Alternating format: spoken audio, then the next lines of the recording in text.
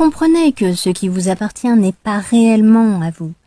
Outre le fait qu'ils sont dommages ou qu'ils se cassent, les biens matériels ont aussi la fâcheuse habitude d'être perdus, ce qui peut être embêtant, surtout si l'objet perdu est onéreux ou difficile à remplacer. Une attitude néfaste consiste à exagérer le sentiment d'avoir perdu quelque chose, ce qui renforce la contrariété et rend la perte encore plus dure à supporter. Si vous arrivez à inverser ou à surmonter cette attitude, vous pourrez éliminer une bonne partie de la douleur inutile.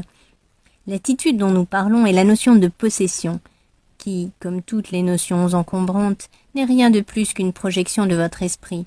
En voici le mécanisme.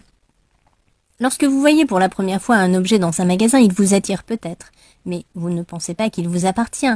Pourtant, dès l'instant où vous laissez tomber des espèces sonnantes et trébuchantes, et que vous emmenez cet objet chez vous, il commence à entrer en relation avec votre personnalité, comme s'il reflétait votre importance ou votre valeur en tant qu'être humain.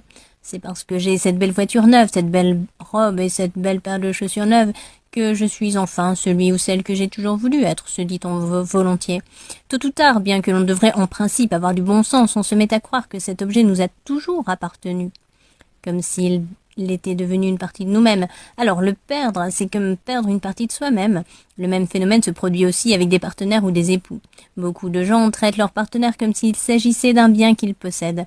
L'antidote à cette illusion consiste à reconnaître que les choses et les gens que vous avez l'impression de posséder ne vous appartiennent pas vraiment.